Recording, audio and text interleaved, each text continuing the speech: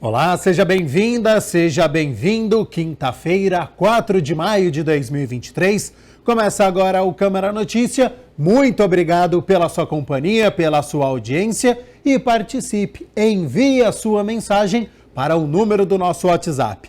19 é o nosso DDD 978293776. Ou você tem a opção de enviar uma mensagem através do nosso QR Code. Com a câmera do seu celular apontada para o QR Code, já aparece uma mensagem aí na sua tela, hein? O WhatsApp da TV Câmara Campinas. Você aperta e pode enviar a sua mensagem. Confira a partir de agora os destaques de hoje. Sob o comando do vereador Cecílio Santos, Câmara de Campinas promove primeira parte da 25ª reunião ordinária sobre a saúde do trabalhador. Legislativo promove 2 audiências públicas para debater desafetações de imóveis e alterações no plano de cargos da CETEC. O vereador Gustavo Peta questiona a Prefeitura sobre recursos da União e do Estado para o apoio a combate à violência nas escolas. E no esporte, no Campeonato Brasileiro da Série B, Guarani não consegue parar o meio experiente Nenê e conhece a primeira derrota na competição. E olha só, a gente abre a edição de hoje falando sobre a Associação das Empresas de Transporte Urbano de Campinas, a Transurc, e o Sindicato das Empresas de Transporte de Passageiros da Região Metropolitana de Campinas, a SETCamp, que lançaram a campanha do Agasalho 2023, e este ano o slogan da campanha é Aqueça um Coração. Então, sobre esta iniciativa, quem está participando, os pontos de arrecadação, eu aciono a repórter Rúbia de Oliveira, que está no Largo do Rosário e tem as informações. Seja bem-vinda e boa tarde, Rúbia. Boa tarde para você, Gabriel. Boa tarde a todos. Sim, estamos aqui no centro de Campinas, no Largo do Rosário. Inclusive, atrás de mim tem um ônibus da Transurc, que também é um ponto de coleta para você que vai fazer a doação do agasalho. O inverno está aí e a Prefeitura de Campinas já lançou a nossa campanha oficial com o tema Quanto Mais Amor, Mais Calor. O lançamento foi ontem e o repórter André Aranha esteve presente. Vamos conferir como foi. Quanto mais amor, mais calor. Esse é o slogan da campanha de inverno 2023. Doe roupas masculinas, femininas e cobertores em bom estado. Acesse campinas.sp.gov.br/campanha do agasalho e confira os postos de arrecadação. Quanto mais doação, mais amor. E quanto mais amor, mais calor. Campanha do Agasalho 2023. No lançamento, autoridades presentes, entre elas representantes do Executivo, como o prefeito Dário Saad, a secretária de Assistência Social, Pessoa com Deficiência e Direitos Humanos, e também o presidente da Câmara Municipal, vereador Luiz Rossini. Primeiro, reconhecer que essa campanha que estimula a doação de cobertores, agasalhos, para serem distribuídos para aquelas pessoas que estão em situação de rua ou de vulnerabilidade social é muito importante. A gente tem uma expectativa de que o próximo inverno vai ser mais rigoroso, a exemplo do que vem ocorrendo com os eventos extremos, né? As mudanças climáticas têm provocado isso. Então é necessário ter um olhar para essa população que possa ser socorrida, acolhida com agasalhos, com cobertores, nesse momento de inverno. Bom, e o objetivo da campanha é arrecadar roupas e cobertores que serão distribuídos às pessoas em situação de vulnerabilidade. Tem um detalhe importante: se houver necessidade, a campanha, que vai até o dia 30 de julho, será prorrogada. O ano passado a arrecadação foi muito boa e a expectativa é que esse ano melhore. Nossa perspectiva é de um aumento nas doações.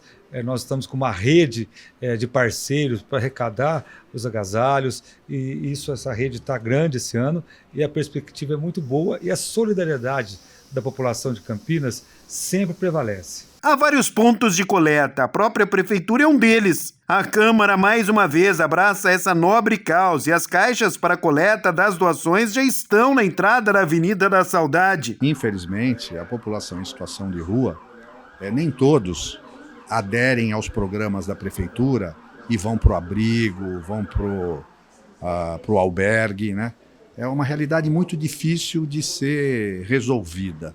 Mas nesse primeiro momento, para essa população receber cobertor e agasalho, é uma forma de protegê-la. Assim como levar cobertor e agasalho para as casas das famílias que vivem hoje em situação de extrema pobreza. Nesse sentido, a Câmara apoia essa campanha do agasalho, como faz todos os anos. É também um local de distribuição na Avenida da Saudade, então você que quiser fazer a sua doação, nós temos lá uma caixa de coleta, né, para receber aí as suas doações, e através da Secretaria de Assistência, Cidadania e Direitos Humanos, isso vai ser encaminhado para as pessoas que realmente precisam. A campanha do agasalho não é só para pessoas em situação de rua. Nós temos muitas pessoas em situação de vulnerabilidade, que não estão em situação de rua, que também necessitam.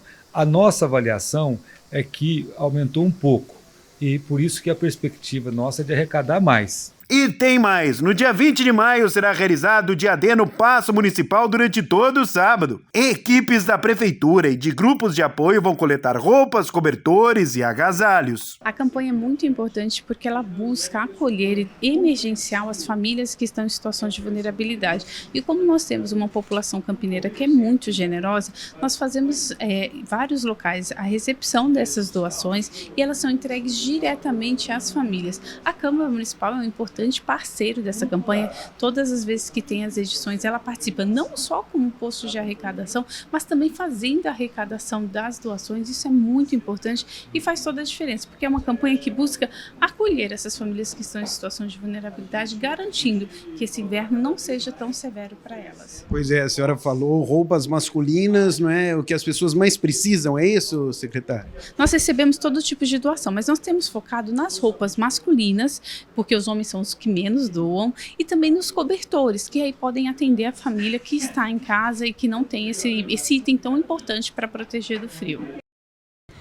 Lembrando que é importante que a peça que você for doar esteja em bom estado de conservação para realmente aquecer quem vai receber, viu? A campanha do agasalho continua e nós estamos aqui no Largo do Rosário para mostrar para você que a Transurc também tem uma campanha do agasalho, viu? Além de ser um ponto de coleta da campanha da Prefeitura, também tem a própria campanha que foi lançada na terça-feira, no dia 2 de maio. Nós estamos aqui com o Paulo Bardal, ele que é da assessoria de comunicação da Transurc, vai explicar para a gente sobre essa campanha do agasalho, vai explicar para a gente como você faz para doar, os pontos de arrecadação. Paulo, seja bem-vindo e que maravilha a gente poder ter uma campanha para aquecer as pessoas que mais necessitam nesse inverno. Boa tarde. Boa tarde, Rúbia. Boa tarde, Gabriel. Esse já é o 12º ano que a Transurc e o Setcamp fazem essa campanha do agasalho. E ela é muito importante porque a nossa campanha ela tem um diferencial que é o de ir arrecadando os donativos e já fazemos as triagens e em seguida fazemos a distribuição. Aqui a gente não espera juntar muito para depois distribuir, a gente vai distribuindo conforme vai recebendo os agasalhos. Então a gente sempre pede àquelas pessoas que vão doar que escolham roupas que elas não vão mais usar, que não estão precisando mais, roupas, agasalhos, calçados, cobertores, enfim, mas que estejam em boas condições de uso, para que quando nós fizermos o repasse dessas doações às entidades assistenciais, as entidades assistenciais possam fazer essa distribuição de roupa entre seus internos, mas que eles possam usar essa roupa e aquecer durante o frio. Então é importante que a roupa esteja em bom estado. Paulo, a gente pode acompanhar as pessoas já doando, né? O lançamento foi na terça-feira. Como é que está a movimentação por aqui? Olha, Rúbia, foi na terça-feira. Já temos uma quantidade razoável de donativos, inclusive não só aqui no Largo do Rosário que fica o ônibus, mas nós temos pontos de arrecadação em vários terminais de ônibus da cidade e em vários estabelecimentos comerciais que ao longo da campanha vão se agregando à nossa iniciativa. Então isso é muito importante, que a gente, por exemplo, no ano passado nós conseguimos arrecadar 27 mil peças de roupas, calçados e agasalhos em geral e distribuímos para 48 entidades assistenciais de Campinas.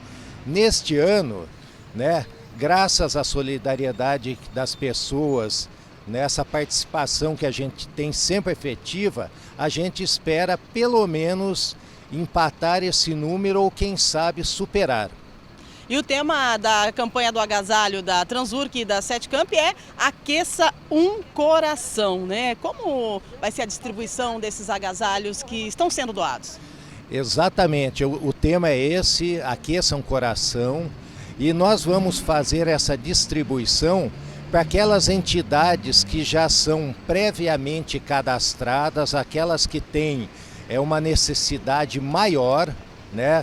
E geralmente a gente faz toda essa separação de acordo com a característica de cada entidade, porque tem algumas entidades que atendem a menores, outras mulheres, outras a idosos. Então a gente já faz também essa separação conforme a característica de cada uma dessas entidades assistenciais. E o ônibus da Transurc Campanha do Agasalho 2023 fica aqui até quando? Até o dia 15 de julho. Nós vamos ficar aqui de segunda a sexta-feira, das 8 da manhã até as 17 e aos sábados, das 8 às 12 horas. Então a gente conta com a colaboração de todos e agradece antecipadamente a solidariedade da população. É importante a sua participação, é importante que você escolha aquela roupa que você vai doar, mas lembre-se, a roupa que você vai doar é a roupa que você poderia usar. Paulo, quero agradecer a sua participação e sucesso nessa campanha. Vamos aquecer muitos corações aqui em Campinas. Eu que agradeço a oportunidade, Rúbia, Gabriel, a todos os ouvintes e gostaria mais uma vez de contar com a solidariedade de todos. Muito obrigado pela oportunidade. É isso, gente. E lembrando que a Prefeitura também, né, fez o lançamento, como você viu na reportagem do André Aranha, e a Câmara de Campinas também é um ponto de arrecadação, é parceria legislativo e executivo. E você, claro, faça a sua parte. Eu fazendo a minha e você fazendo a sua. Com certeza nós vamos aquecer juntos o inverno de muita gente aqui na cidade de Campinas. Voltamos com você ao estúdio, Gabriel. Tá certo, muito obrigado, Rúbia de Oliveira. Agradeço também a disponibilidade do tempo do Paulo Bardal, ele que é diretor de comunicação e marketing então da Transurc, também da Sete Camp, por todas essas informações. Então, reforço aqui, até o dia 15 de julho, você pode entregar no ônibus da campanha, no Largo do Rosário, de segunda a sexta-feira, das 8 horas da manhã às 5 horas da tarde e aos sábados, das 8 horas da manhã ao meio-dia. Tem alguma roupa que você não está utilizando aí na sua casa? Faça essa doação, porque tem muitas pessoas que estão precisando e o inverno está chegando. A gente continua com as notícias aqui da Metrópole de Campinas, falando agora sobre o fechamento das 10 piscinas públicas das praças de esportes aqui da cidade, incluindo a do Clube Municipal de Campinas, isso até o dia 31 de agosto.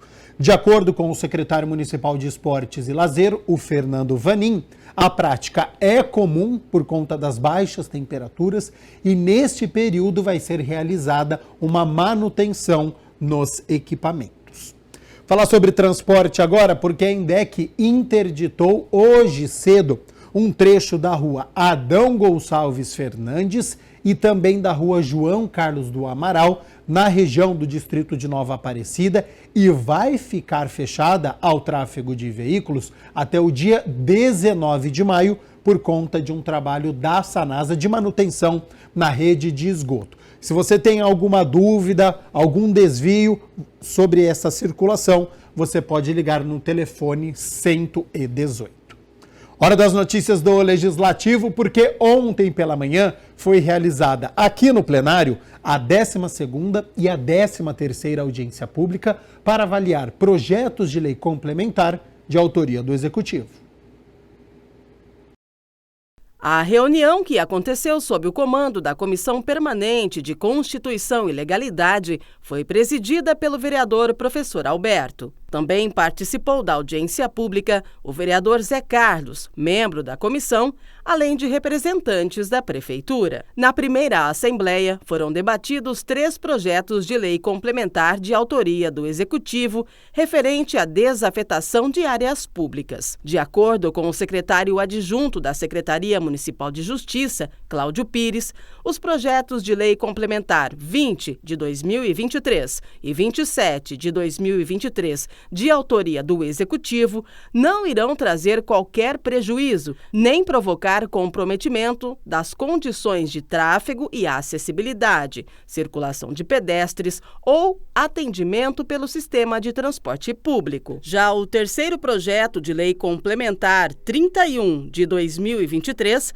deve passar por uma pequena alteração. A presente proposta visa a obtenção da autorização dos membros dessa egrégia Câmara para a desafetação de imóvel em que se situam equipamentos públicos comunitários, no loteamento Parque Universitário de Viracopos, transferindo da classe de bens de uso comum do povo para a classe de bens de uso especial. Providência essa necessária à regularização junto ao cartório de registro de imóveis. A segunda reunião teve como tema a proposta do Executivo, que altera plano de cargos, carreiras e vencimento da Autarquia de Serviços Técnicos Gerais de Campinas, a CETEC. Todo esse projeto de lei, ele visa, de fato, dar mais eficiência e eficácia a todos os atos administrativos e, como foi bem explanado pela diretora, a gente gera aos servidores que ocupam essas funções e esses cargos novas responsabilidades. Daí da necessidade dessas gratificações.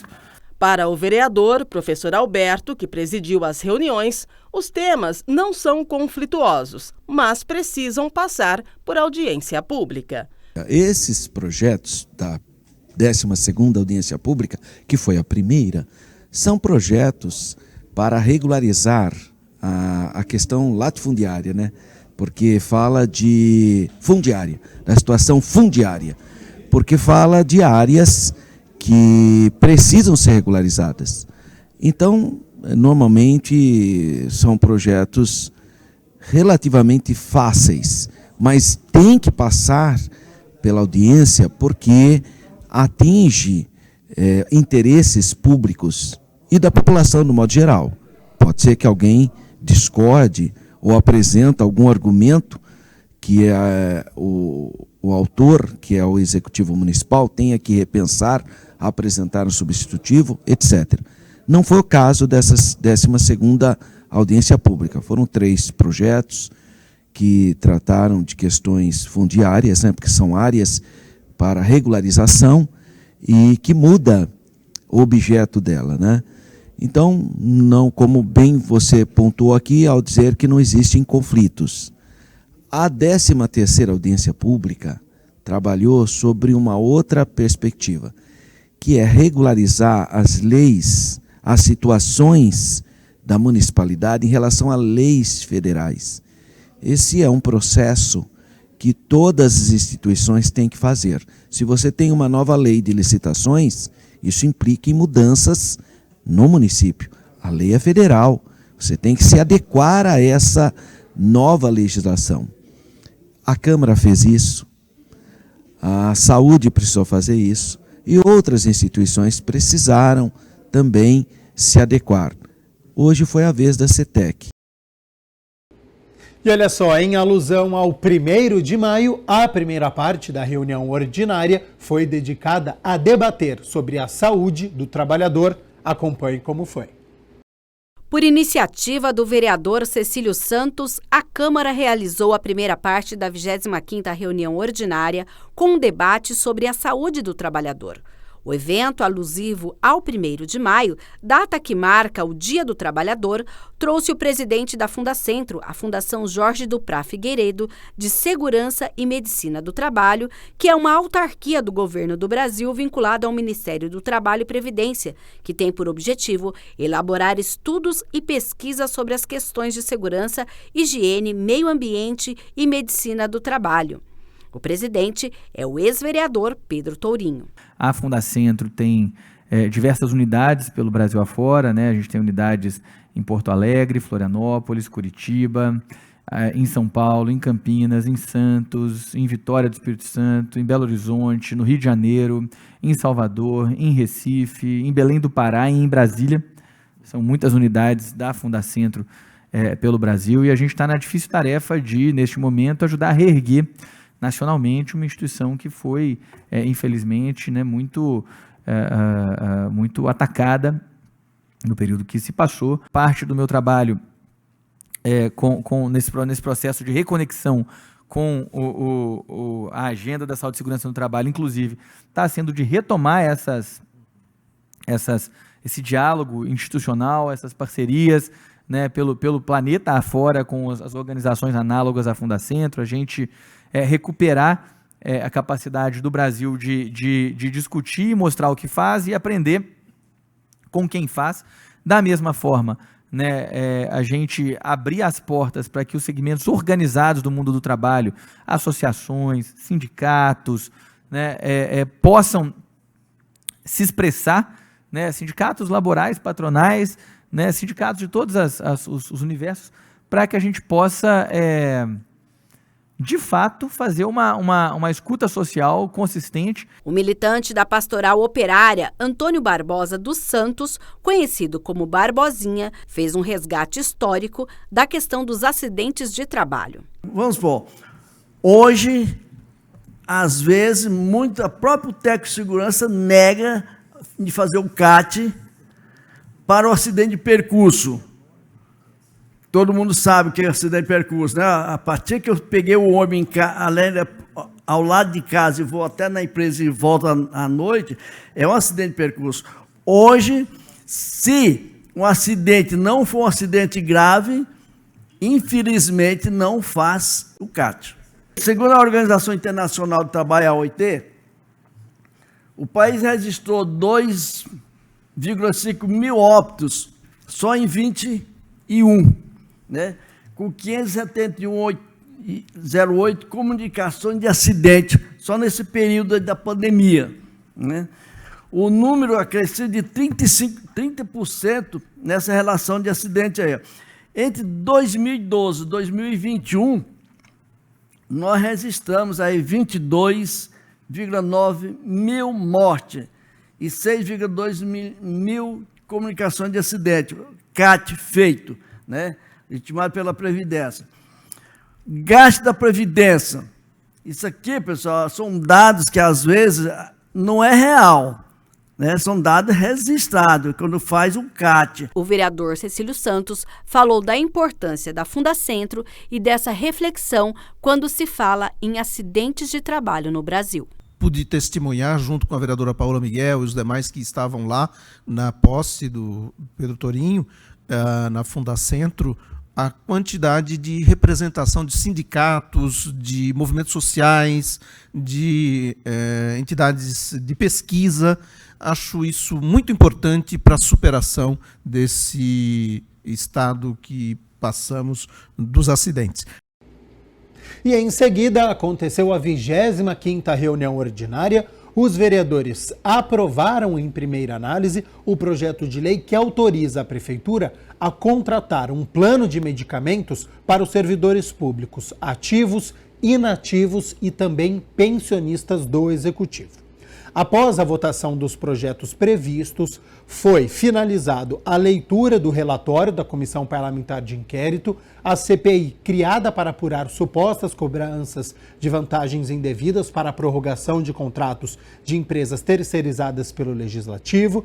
Depois de lidas as 14 páginas restantes que ficaram da última RO, diante de uma galeria cheia de cidadãos que se manifestaram tanto contra quanto a favor das conclusões da CPI, 11 parlamentares se manifestaram na discussão da proposta em tempos de liderança e encaminhamentos de voto. O relatório foi então levado à votação em plenário e rejeitado por maioria simples. Dos 32 vereadores presentes, 18 se manifestaram contrários, 12 a favor e houve uma abstenção. Cabe ressaltar que o presidente da Câmara, o vereador Luiz Rossini, não vota. Com isso, a peça foi arquivada. Se você quiser assistir na íntegra a reunião ordinária com todas as discussões, com as votações, é só ir lá no youtube.com/TV Câmara Campinas. A gente segue aqui com as notícias do Legislativo, porque o vereador Rodrigo da Farmadic, através de uma indicação, propôs políticas municipais para a retomada da economia e quitação de débitos.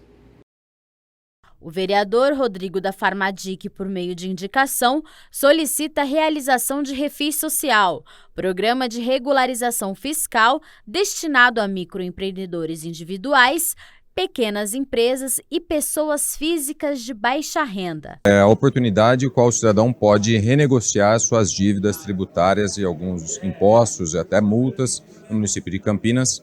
E esse mecanismo tem sido utilizado de forma, inclusive, recorrente pelo município e pelos prefeitos, para que dê oportunidade para que o cidadão possa regularizar a sua situação perante o município.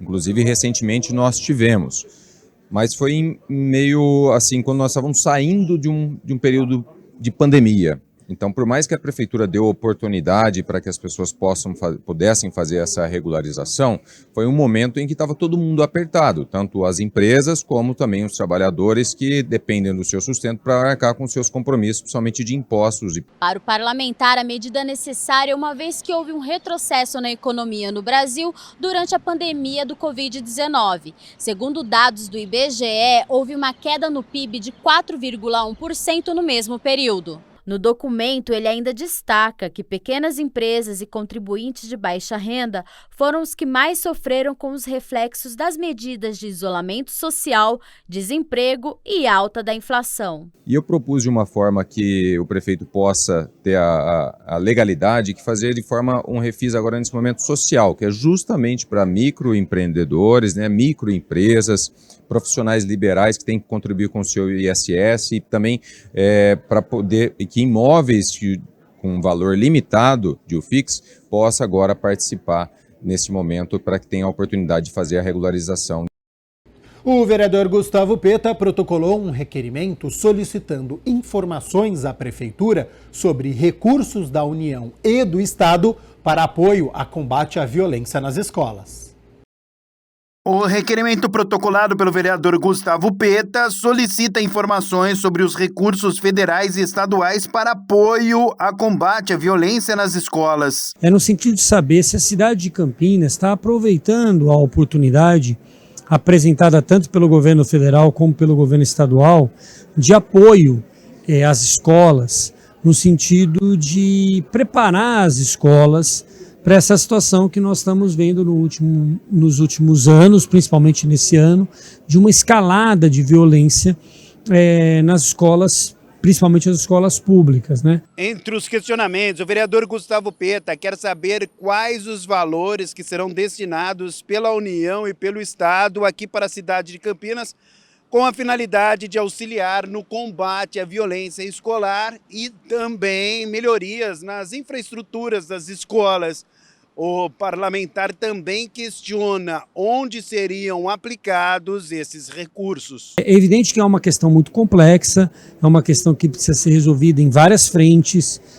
Eu não sou daqueles que acham que só medidas vinculadas à segurança ou policiais ou segurança privada nas escolas resolverão o problema, mas é preciso agir de diversas formas, tanto na parte de informação, nas questões relacionadas às plataformas digitais, mas também na preparação da escola para lidar com situações como essa. Também pergunta se há grupo de trabalho voltado para esse tema no município. Tanto o MEC como o governo estadual lançou programas no sentido de apoiar as escolas. Então, o meu requerimento é para perguntar para o prefeito e para o secretário municipal se os recursos já chegaram, se os recursos virão, se a prefeitura já se se candidatou, se preparou para receber esses recursos.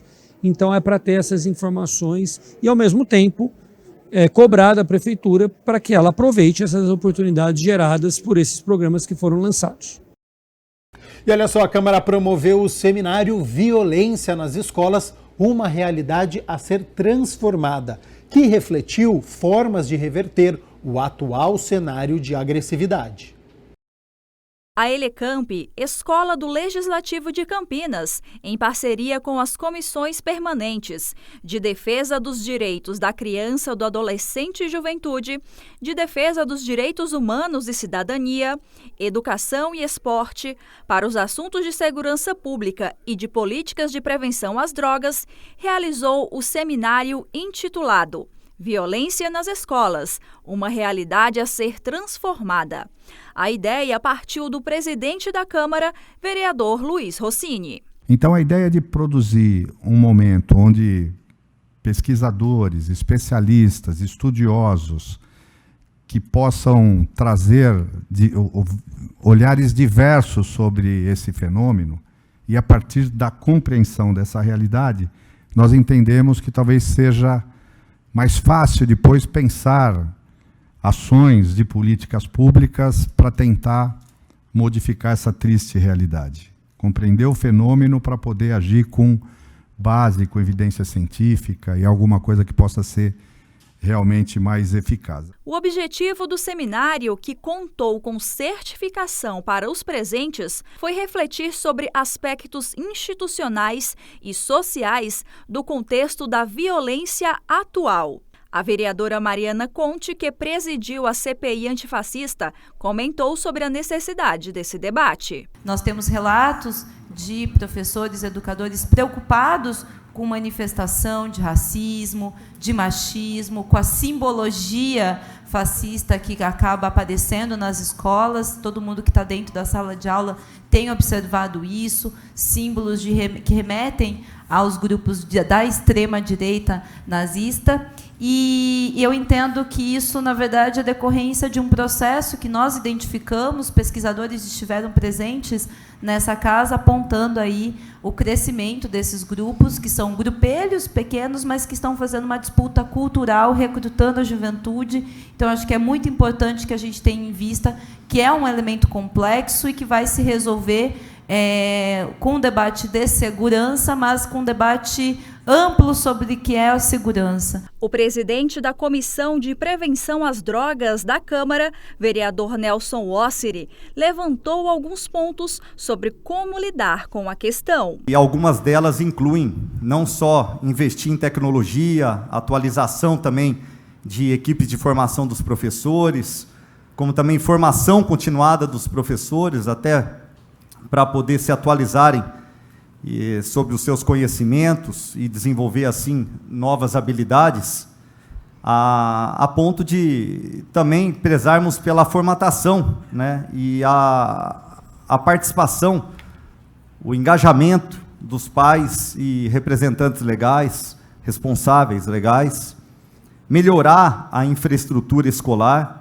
As escolas elas precisam oferecer uma estrutura adequada para garantir o bem-estar, a segurança dos alunos e promover a inclusão. Enquanto presidente da Comissão de Direitos Humanos, Paola Miguel comentou sobre a educação como direito e reflexos na sociedade. Então, nesse momento que a gente vê uma crescente dessa violência e que a gente se pergunta, né, se essa escola ainda continua sendo aquela escola segura na qual eu tanto frequentava, me dá muita dor da gente imaginar que não, né? De imaginar que esse ambiente onde a gente poderia ser quem nós realmente somos, com os nossos colegas, os nossos amigos, e que tenham ali a mesma idade, imaginar que hoje a gente tem medo de ir para esse ambiente. E eu acho que isso não é um problema da escola. A gente está aqui debatendo o que aconteceu dentro da escola, mas é justamente um reflexo do que vem acontecendo na sociedade. Entre os palestrantes do evento, o historiador Sidney Aguilar Filho,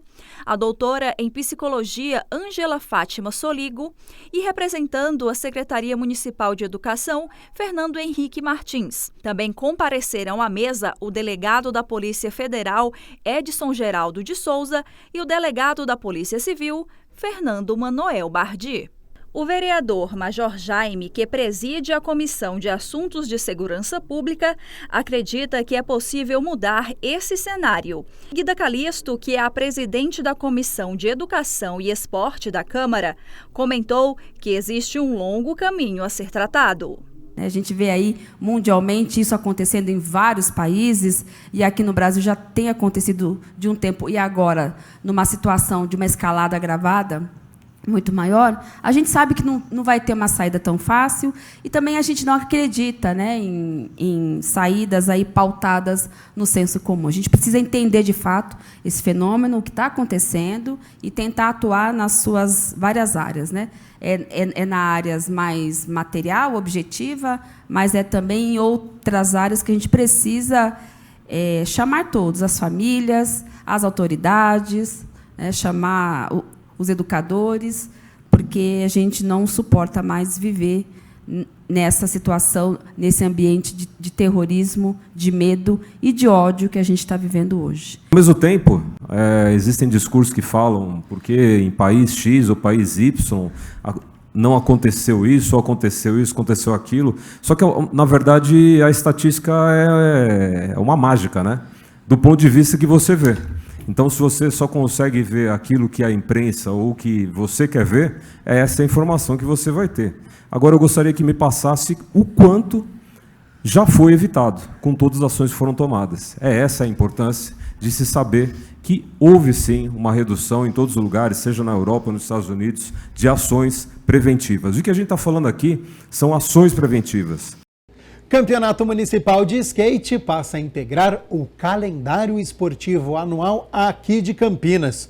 O primeiro evento vai ser realizado no mês de agosto e agora é lei.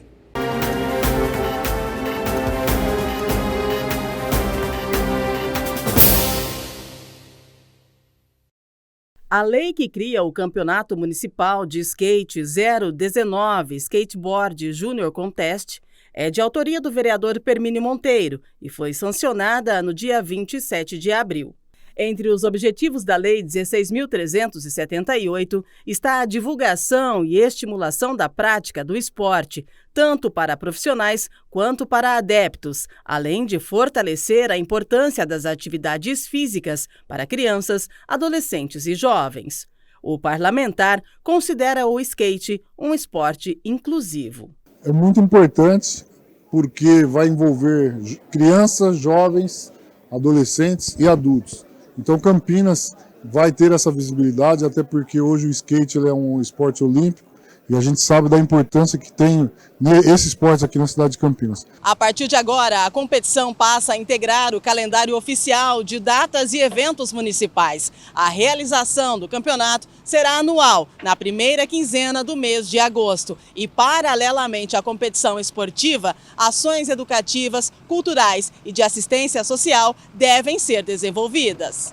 Para o vereador, a comunidade ganha, o município ganha e o esporte se destaca na cidade. Quem ganha com isso é a cidade de Campinas, porque coloca o município à visibilidade nacional, até porque em breve terá o Centro Olímpico que está sendo construído e será entregue para todas essas pessoas que praticam o esporte, no caso aí o skateboard aqui na cidade de Campinas.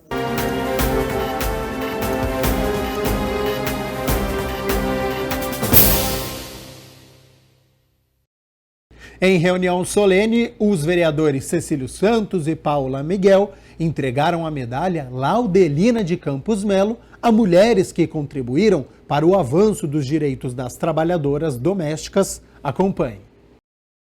Os vereadores Cecílio Santos e Paola Miguel entregaram no último dia 27 a medalha Laudelina de Campos Melo para Dercília Pereira Nunes, Vera Lúcia Rodrigues Faria e Maria Cleide Agostinho Costa. As indicações das homenageadas para o recebimento da honraria são sempre feitas pelo Sindicato das Trabalhadoras Domésticas de Campinas e região, conforme o regimento interno da Câmara. A medalha foi criada para homenagear mulheres que já em outros tempos se preocupavam com as diferenças de classe e preconceitos enfrentados pelas trabalhadoras domésticas, profissão exercida historicamente por mulheres negras. Dercília Pereira Nunes é natural de Ouro Verde, em Minas Gerais, e veio para Campinas em busca de novas oportunidades.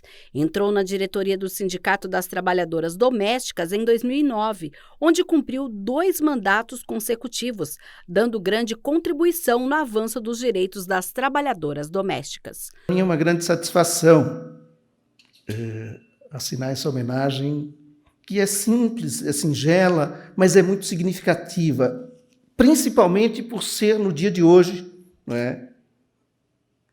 Um dia que carrega uma história de muita luta, muito sofrimento, mas também muitas vitórias. Estou aqui para agradecer a todos vocês por estar nesse momento aqui, sendo homenageada.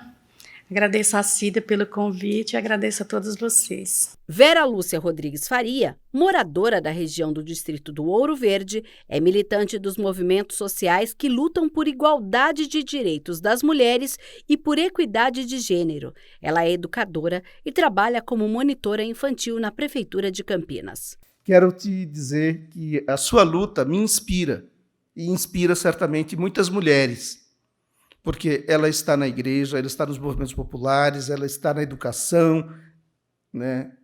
É incansável. E certamente ainda tem a jornada em casa, né? E não é de agora essa luta da companheira Vera Faria, assim como de muitas outras, mas especificamente da Vera, ali na região do Ouro Verde, tem muita história, tem muito da sua luta em cada conquista, em cada melhoria que a região tem hoje.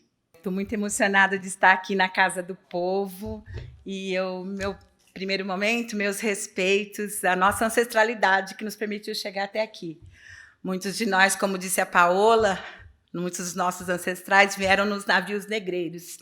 E o cuidado e o trabalho doméstico, ele nasce com a escravidão, né? Que nós mulheres, os ancestrais das mulheres negras, cuidaram e educaram os homens brancos, né? Os barões, foram educados pelas mamas de leite, né? Pelas amas. Então, quero fazer memória à ancestralidade que nos permitiu chegar aqui. Minha mãe, minha avó, os pais e as mães.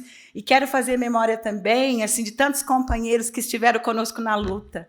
Maria Cleide Agostinho Costa é natural de Campinas. Começou a trabalhar como doméstica aos 13 anos como babá. Alguns anos depois, quando precisou de orientações sobre direitos trabalhistas, conheceu o pessoal do sindicato, acabou se associando e se envolveu na luta pelos direitos da categoria. Ela enviou uma representante para receber a homenagem.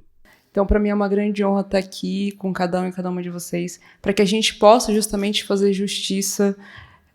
E não só isso, né, mas deixar o legado de Laudelina, que é uma das vozes, né, uma mulher negra, que foi importantíssima, assim como o vereador Cecílio trouxe aqui, para que hoje a gente tivesse os direitos da carteira assinada, né? Não só isso, mas também as férias, o direito ao 13º, e principalmente quando a gente fala, né, da lei das trabalhadoras domésticas, que foi somente em 2013, quando a gente tinha uma mulher no poder, que essas profissionais, né, nossa grande maioria mulheres, conseguiram finalmente ter os direitos. E a Maria José Cunha, que fez essa homenagem para nós, né, assim, essa lei de entrega dessa medalha.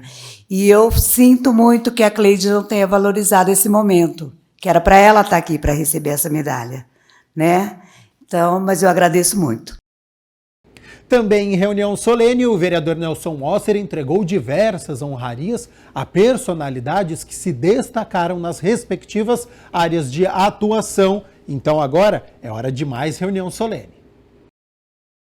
Foi realizada a 17ª reunião solene da Câmara Municipal de Campinas, com a presença do vereador propositor Nelson Osseri, concedendo a entrega de diversas honrarias para personalidades que se destacaram em suas áreas de atuação.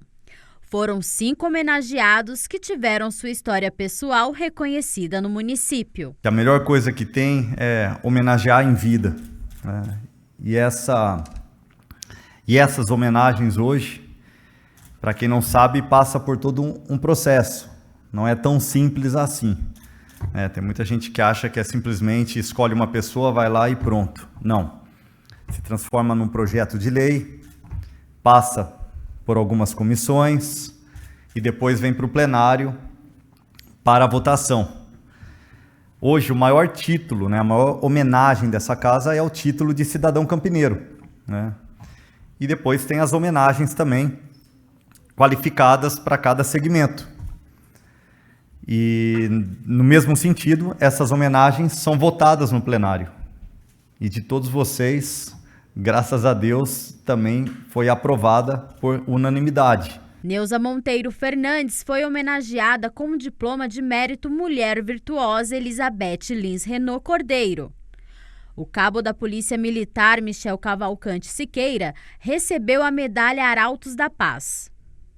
Maria Isabel dos Santos recebeu o diploma de mérito cultural Guilherme de Almeida.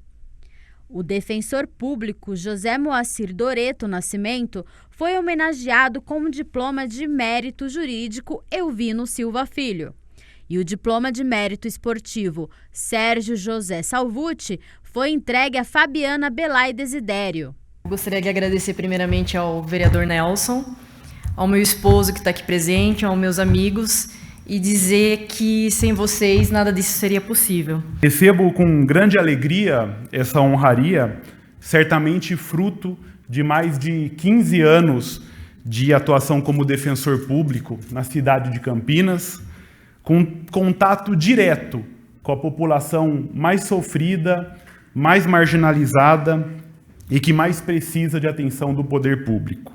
É uma honra muito grande estar aqui, vereador Nelson, recebendo o mérito cultural. Eu estou muito agradecida, muito lisonjeada por esse diploma. Quero agradecer aqui a minha família presente, os meus filhos, os amigos, agradecer a todos vocês que estão aqui prestigiando esse momento, né? Com muita gratidão, que eu agradeço de coração aí o reconhecimento do trabalho que a gente desenvolve nas escolas, em reconhecer, né, esse momento que a gente vive, né, de drogas, onde as crianças muitas das vezes estão aí perdidas, e a gente ter essa oportunidade de poder trabalhar com eles na escola. Como eu sempre digo, né, se de 30 alunos de uma sala de aula eu conseguir resgatar pelo menos um, isso já é uma gratidão muito grande. Eu queria agradecer ao vereador Nelson pela oportunidade, por ter encontrado lá uma pessoa representando um tanto de pessoas que fazem o trabalho que eu faço. Eu sou apenas uma nesse país todo e no mundo todo que faz. Então, receber o reconhecimento da Câmara Municipal de Campinas por esse trabalho é muito importante. Esse momento para mim é um momento mais do que especial, de estar com essas pessoas amigas, amigos, né, e acompanhado dos seus familiares. Com toda certeza marca o meu mandato no sentido de dever cumprido, né?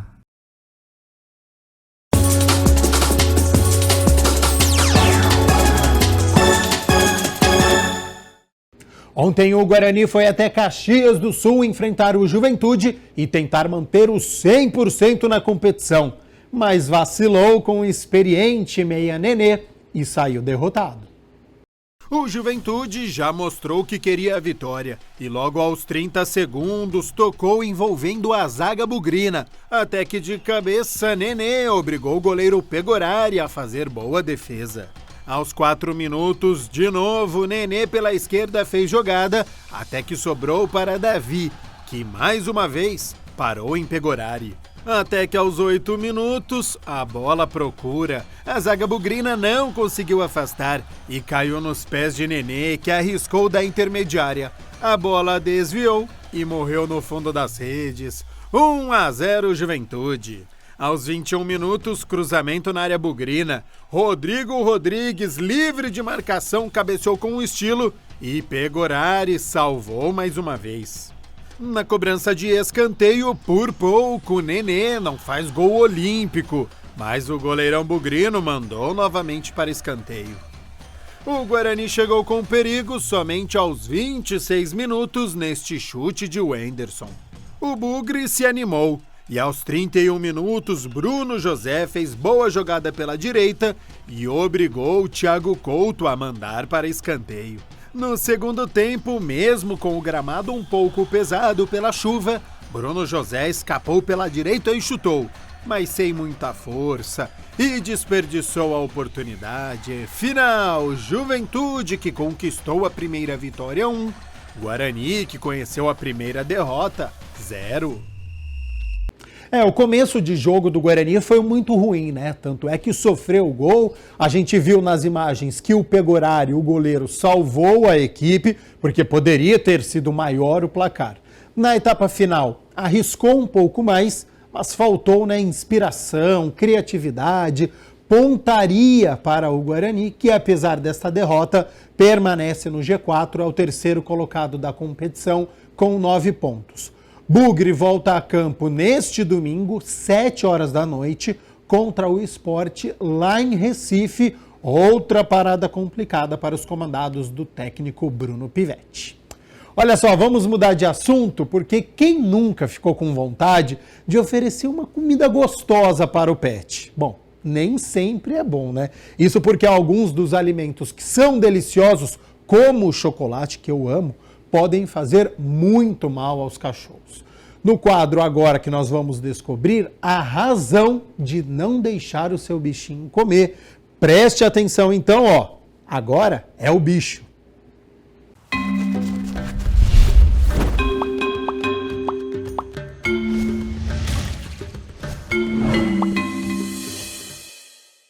No É o Bicho de hoje, nós vamos explicar o porquê não pode dar chocolate para o cachorro. E por isso eu estou aqui com a veterinária Michele Barros. Muito prazer, Michele. Muito prazer, Luana. Obrigada pelo convite. O prazer é todo meu. E doutora, por que eu não posso dar chocolate para o meu cachorro? Então, Luana, excelente pergunta. Acontece que o chocolate, ele tem na sua composição o que a gente chama, um elemento chamado de teobromina. Essa teobromina é extremamente tóxica para os animais, né? E a ingestão dessa teobromina, que na verdade faz parte, é uma das composições aí do cacau, faz com que a gente tenha vários eventos adversos nesses animais, né? Então a gente não deve dar chocolate aos cães, nem aos gatos. Às vezes, a própria desinformação do tutor, né, em achar que o chocolate é inofensivo e que pode dar, não vai dar, só um pedacinho, não tem problema nenhum, e eles acabam ficando com pena, né, com dó do animal que fica pedindo o chocolate, né, no momento que eles estão comendo, e também porque, às vezes, está de fácil acesso, e eles acabam roubando mesmo esses chocolates, né? E acabam fazendo aí uma alta ingestão. É importante falar, Luana, que para você ter uma ideia, em torno aí de mais ou menos uns 100 a 150 gramas de chocolate, principalmente o chocolate amargo, né? Que ele tem uma maior composição aí de cacau, pode já trazer sinais de intoxicação severos. E numa proporção aí de em torno de mais ou menos 250 gramas de chocolate por quilo que esse animal faça a ingestão, pode ser fatal. Como que eu identifico, né, os primeiros sinais de intoxicação? Então, tudo vai depender da quantidade de chocolate que ele ingeriu, né? Então, acho que até é legal falar da diferença do chocolate branco para o chocolate preto, né? No chocolate branco a gente não tem essa teobromina, que é o grande fator aí intoxicante. Mas ainda assim, eles podem ter efeitos gastroentéricos, então como vômito e diarreia, dependendo da quantidade que eles façam a ingestão.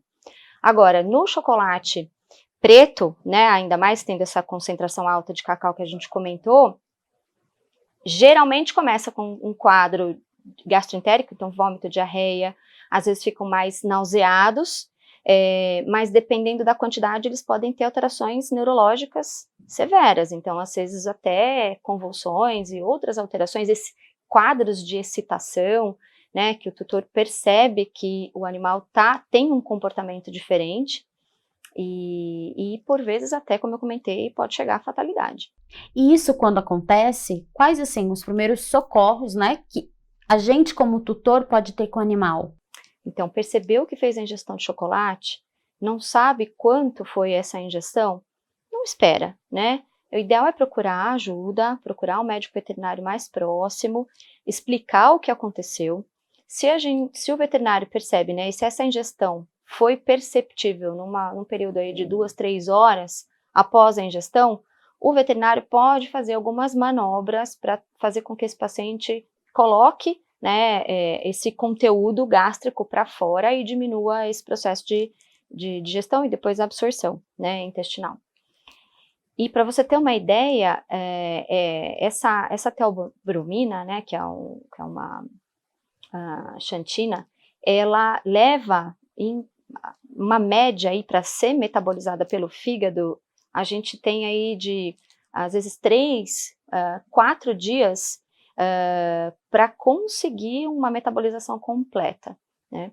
Então, é sério, né? Às vezes, principalmente quem tem criança em casa ou, como eu comentei, tem dó do animal, acaba só um pedacinho, mas assim, nem um pedacinho, né? Não é para dar, não é aconselhável e sim, a gente pode ter problemas sérios. Doutora, existem outras opções mais saudáveis, né? Caso o tutor fique com dó, né, do pet e queira dar um agrado. Sim, existem formulações, né, tem produtos prontos já que a gente consegue em supermercados e lojas específicas, né, para animais. Existem algumas formulações, aquela que a gente pede para fazer mesmo, mas nenhuma delas contém o cacau, né? Então, nós temos, por vezes, até mimetizando um chocolate, né, numa coloração, né, um formato. Agrada muito mais o tutor, né, naquela perspectiva dele, estou dando um chocolate, porque o animal ele não tem essa consciência, né? O que ele receber, ele vai, se ele está pedindo, ele for receber algum agrado, ele vai ficar feliz, né?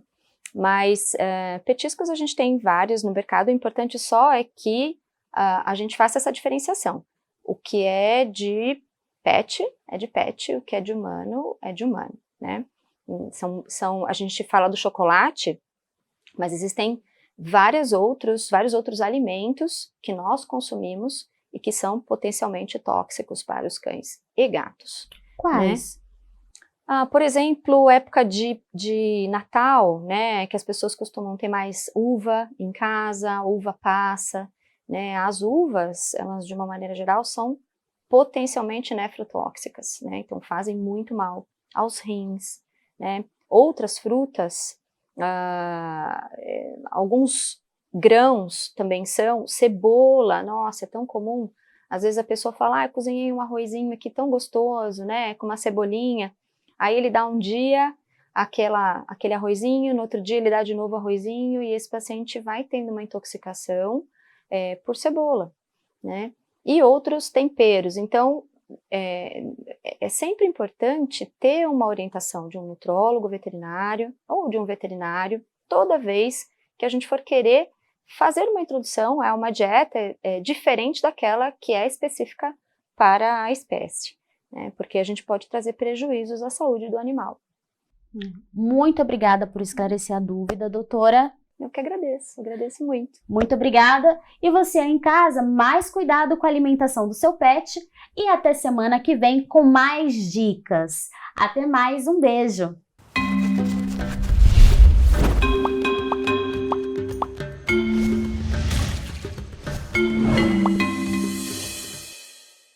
Você sabia que o tremor essencial é um distúrbio de movimento 5 vezes mais comum do que a doença de Parkinson? Bom, agora você sabe quais são as diferenças ou como identificar uma ou outra. Nós consultamos uma neurologista e você fica agora com o quadro de saúde. Acompanhe.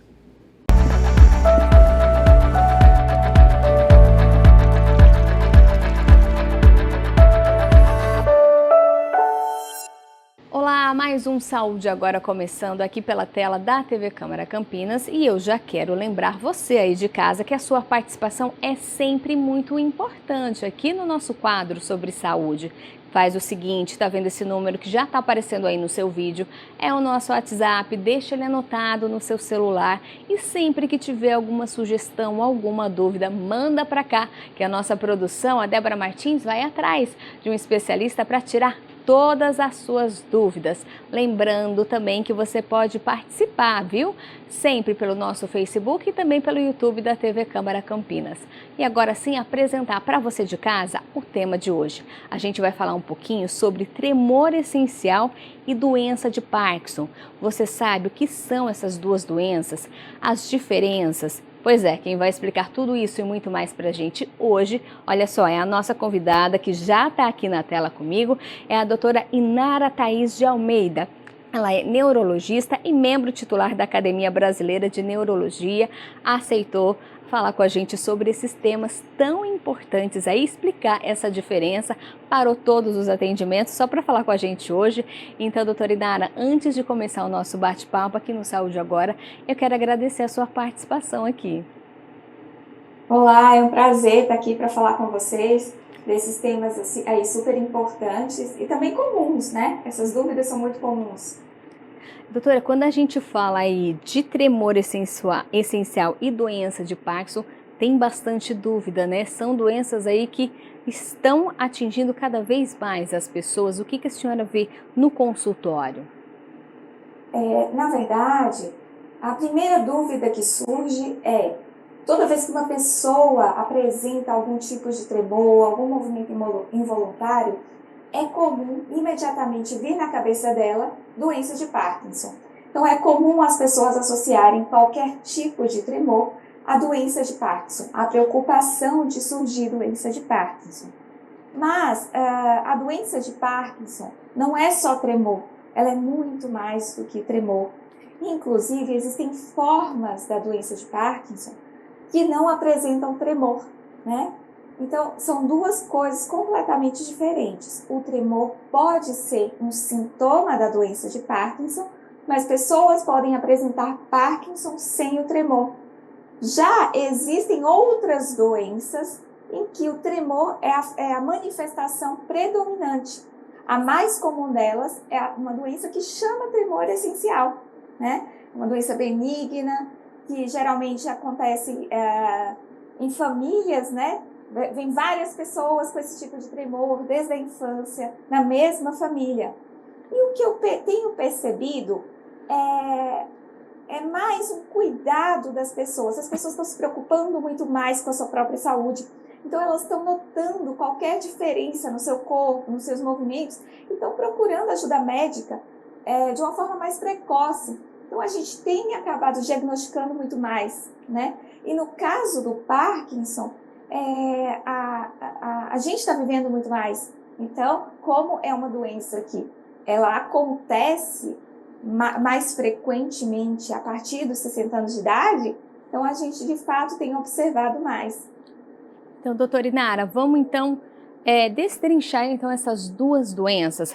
Primeiro, tremor essencial, a gente já pode chamar de doença ou não? Estou falando certo ou não? Certíssimo, perfeito. Tremor essencial é uma condição neurológica em que o sintoma principal é o tremor, tá? Agora, o que me chamou a atenção, pode aparecer na infância esses tremores? Isso! Não sei se você já percebeu, é comum, pessoas que têm algum tipo de tremor nas duas mãos, geralmente são simétricos, que vêm desde a infância, tremem um pouquinho, períodos que tremem um pouquinho mais, um pouquinho menos, mas fica mais ou menos estável ao longo da vida.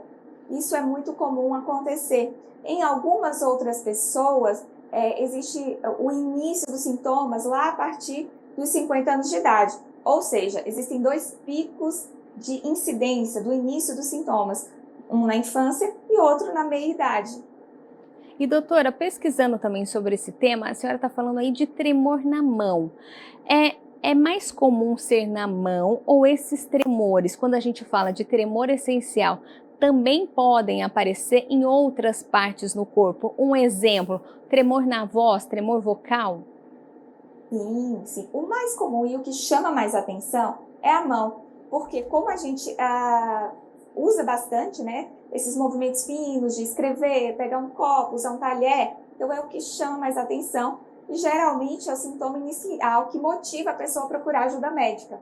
Mas a pessoa que tem tremor essencial pode apresentar tremor somente nas mãos, mas também pode apresentar nos pés, pode apresentar um pouquinho de tremor na cabeça, a cabeça fica um pouquinho tremendo assim, como se estivesse mexendo de um lado para o outro, para cima ou para baixo, tremor na fala. E geralmente existe uma combinação de todos esses sintomas em cada pessoa. E o que causa isso, doutora? Tem uma explicação? Está tudo ligado no cérebro? Isso, é uma doença neurológica, mas a causa não é totalmente esclarecida. Nós acreditamos que ela é uma doença que tem uma causa multifatorial, ou seja, existe um componente genético, por isso que é muito comum ter várias pessoas acometidas na mesma família, mas não é só isso, ela não é necessariamente hereditária. Então, existem outros fatores ambientais e do próprio indivíduo que ainda não são totalmente esclarecidos. E aí, o que fazer? Eu imagino que seja difícil também fazer esse diagnóstico. O diagnóstico ele é feito através de uma avaliação no próprio consultório, através das características desse tremor, do início dos sintomas, como ele vem acontecendo, alguns testes neurológicos, a gente já consegue diferenciar, na grande maioria das vezes, entre o tremor essencial e o Parkinson, no consultório mesmo, e já conseguimos instituir um tratamento. O importante é lembrar que o tratamento ele é para aliviar um pouco esses sintomas. Então, existem pessoas que têm um tremor bem discreto, que quase não atrapalha a atividade do dia a dia delas. Então, nesse caso, às vezes a gente nem precisa iniciar um tratamento específico. Então, essa demanda, essa necessidade de tratar ou não tratar, também vem muito da própria pessoa, né? Da necessidade que ela tem de acordo com as atividades do dia a dia dela. Então, a gente leva muito em consideração todos esses fatores, não é um tratamento muito individualizado. Então, são remédios... Mas a maioria das vezes elas respondem bem, são comprimidos. Alguns tipos de remédio, na maioria das vezes, comprimidos. Que ela tem que tomar o resto da vida, tem cura ou não? Tá. É uma doença que não tem cura, mas na maioria das vezes ela se mantém estável ao longo da vida. Não é aquela coisa que comumente, né, existem exceções, mas não é aquela coisa que comumente vai piorando, cada ano está pior. Entendi. E quando a gente fala de tremor essencial, homens e mulheres podem ser afetados? Isso. E aí, doutora, chegou no consultório, a pessoa tem esse problema, fica reclamando aí de tremores. Foi feito aí todos os exames. Como diferenciar, então, o do tremor essencial para o Parkinson? Já que nem sempre o tremor, como a senhora disse, pode ser o Parkinson, né? Quais são, então, as principais características dessa outra doença? Tá. A doença de Parkinson é uma doença que afeta os movimentos de uma maneira geral. Então, ela pode sim ter tremor, mas é comum que o tremor aconteça em um só, inicialmente aconteça um membro somente, ou seja, ele começa numa mão, enquanto o tremor essencial já vem nas duas mãos ao mesmo tempo. Uma coisa super importante é que o tremor essencial, ele é mais intenso durante os movimentos, ou seja, quando você vai pegar um objeto, quando você manipula algum objeto, enquanto que o tremor da doença de Parkinson, Ele acontece enquanto a pessoa está em repouso, com os braços relaxados, as pernas relaxadas. Então, isso também já ajuda a diferenciar. Uma outra questão é que a doença de Parkinson, como a gente tinha comentado, ela é muito mais do que o tremor. Então, ela tem outros sintomas que chamam bastante atenção, como uma rigidez em todo o corpo, uma lentificação para realizar os movimentos. Então, é uma pessoa que realiza tudo um pouquinho mais devagar. E isso vem acontecendo ao longo de meses ou anos. Então, ela tem esse início insidioso, bem lento. E pode não apresentar tremor, como a gente falou também. A gente disse que o tremor essencial pode afetar desde a infância. Já o Parkinson aparece mais já na terceira idade, é isso? É isso aí, a partir dos 60 anos de idade. É o mais comum. Existem raras exceções, mas o mais comum a partir dos 60 anos de idade. E como que é o tratamento para Parkinson, doutora? Perfeito. O Parkinson, ele também é uma doença crônica, ou seja, ainda hoje não temos uma cura para a doença de Parkinson, mas nós temos tratamentos que aliviam esses sintomas motores, né? O tratamento é baseado na reposição de uma substância no cérebro chamada dopamina, que nas pessoas que têm doença de Parkinson, existe uma redução na quantidade dessa substância, né? Na produção dessa substância. E também é uma doença neurológica, também afeta o cérebro. Também é a mesma região. Quando a gente fala de tremor essencial e Parkinson, é a mesma região do cérebro ou não? São regiões distintas? Digamos assim, eles estão na mesma grande área, como se fosse assim, eles estão no mesmo bairro, mas não na mesma rua. Entendi. Porque existem vários circuitos, né? Várias redes que se ligam entre si e fazem com que a gente se movimente, organiza o nosso movimento, todo o nosso corpo, né? E essas duas regiões, elas podem estar afetadas nas doenças que atingem a motricidade, mas não é exatamente no mesmo pontinho, na mesma rua, no mesmo endereço, digamos assim. Entendi. E o Parkinson, ele pode levar a pessoa a ter outras doenças? Na verdade, o Parkinson, ele apresenta várias condições associadas. Em algumas pessoas com doença de Parkinson, é comum assim, né? Não é tão comum, mas em pessoas com doenças de Parkinson, a gente costuma ver pessoas terem alterações da memória. Mas isso, na maioria das vezes, é secundário ao próprio Parkinson. Isso não acontece em todas as pessoas, mas em algumas pessoas a gente observa esquecimento, dificuldade em realizar as coisas do dia a dia. Geralmente isso acontece numa fase mais tardia da doença. Então, não necessariamente ela causou isso, mas vem no contexto da doença, do avançar da doença. Essa é uma doença que pode-se dizer que atinge mais os homens? Sim, ela é mais frequente nos homens, mas não tem uma explicação fisiológica do corpo para isso. A gente observou uma frequência um pouco maior nos homens. Sim. E o tratamento também segue para o resto da vida e não tem cura. Exato.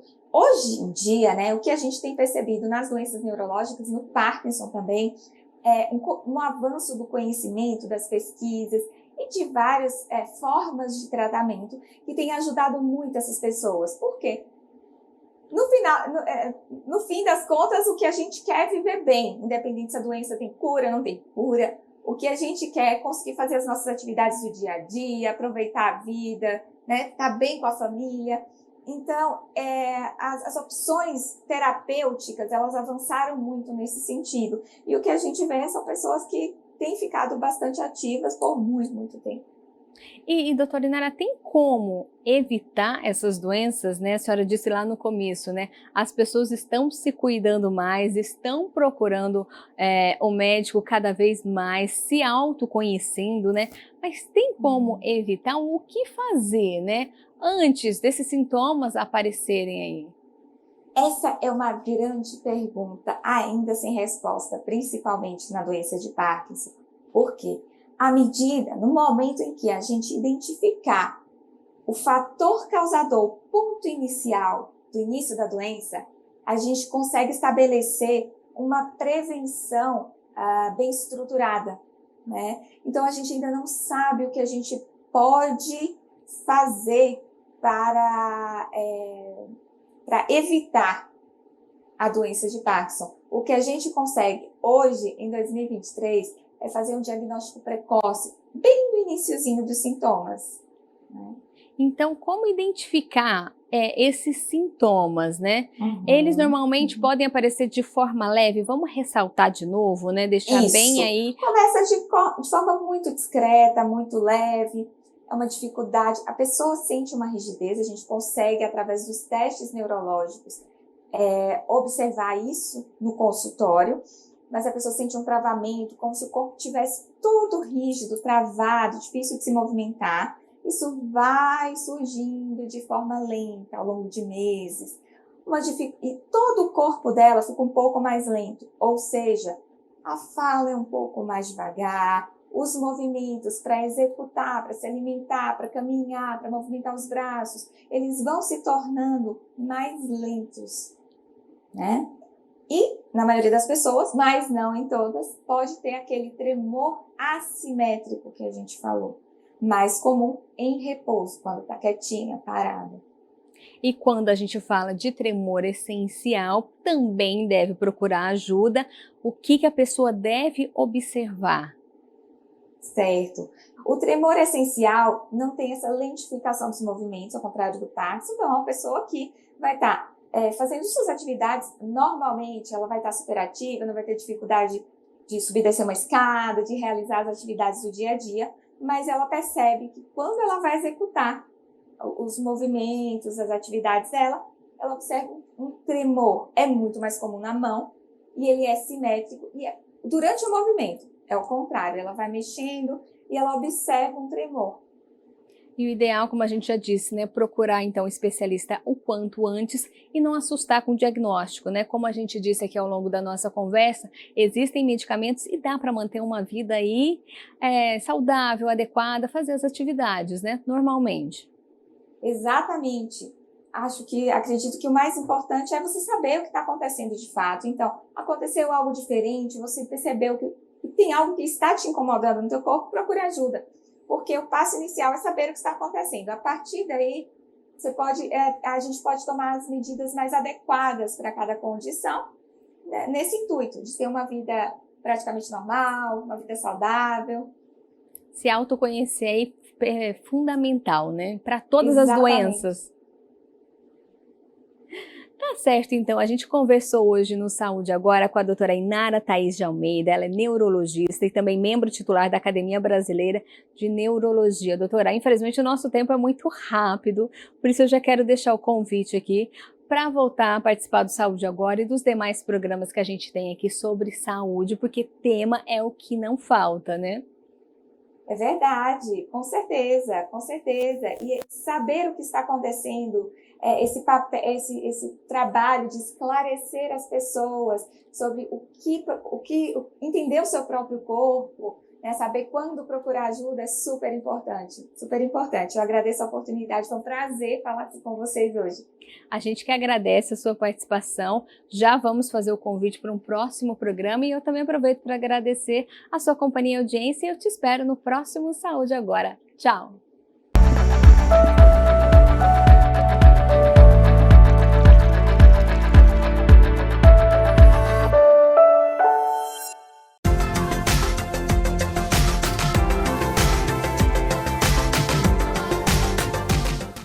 Semana de tempo estável aqui na cidade de Campinas. Hoje céu azul, sol durante todo o dia e amanhã, sexta-feira, não temos mudanças, viu? Tempo sem muita nebulosidade, o que é característico, né, desta estação, que é o outono.